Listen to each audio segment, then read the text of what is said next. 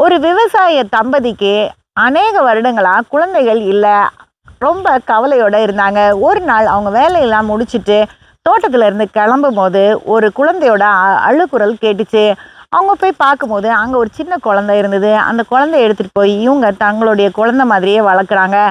அவன் நல்ல பெரியவனாகி, ரொம்ப ஒரு பண்பாளனா இருக்கிறான். அந்த ஊர்ல இருக்கவங்க யாருக்குமே அவன பிடிக்காது.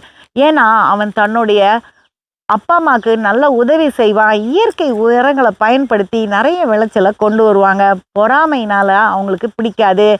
திடீர்னு பஞ்சகாலம் வந்தது. எல்லார் வீட்லயும் சாப்பாடு இல்லாம போயிருச்சு. இவங்க வீட்ல மட்டும் சாப்பாடு இருந்தது. இவன் இரவு நேரத்துல எல்லார் வீட்டு முன்னாடியும் போய் சாப்பாடு வச்சுட்டு வருவான். காலையில எழும்பி பார்க்கும்போது சாப்பாடு இருக்கும். சந்தோஷப்படுவாங்க.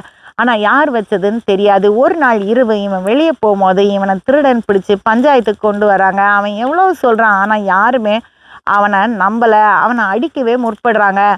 அப்ப ராஜாவுடைய தூதுவன் வந்து அங்க ஒரு அறிவிப்ப சொல்றாரு. பல வருடங்களுக்கு முன்னாடி ராஜா தன்னுடைய குழந்தைய தொலைச்சிட்டாரு. இந்த வயதுல கையில ஒரு மச்சத்தோட ஒரு பையன் இந்த ஊர்ல இருந்தா ராஜாவுக்கு தெரியப்படுத்தணும் அப்படின்னு உடனே இந்த விவசாய தம்பதி அவங்க வளர்த்த பையன் இந்த அடையாளத்தோட இருக்கிறான்னு சொல்றாங்க. கொஞ்ச நேரத்துல ராஜாவும் ராணியும் வந்து தன்னுடைய மகன் தான் உறுதி பண்றாங்க. ஊர்க்காரங்க எல்லாம் பயப்படுறாங்க. ஐயோ, இவன் வந்து ராஜகுமாரனாச்சே, நம்ம எல்லாரையும் கொல்ல போறான்னு. ஆனா இவன் தன்னுடைய அன்பால எல்லாருக்குமே அந்த பஞ்சகாலம் முழுவதும் சாப்பாடு கொடுக்குறான். அது மட்டும் இல்லாம தன்னுடைய வளர்ப்பு பெற்றோர அவன் அரண்மனைக்கு கூட்டிட்டு போய் அவங்கள நல்லா பார்த்துக்கிறான். இதுக்கு எல்லாத்துக்குமே அடிப்படை காரணம் அன்பு தான். அன்பு இருந்தாலே கொடுக்கறதுக்கு மனசு வரும், மன்னிக்கிறதுக்கும் மனசு வரும்.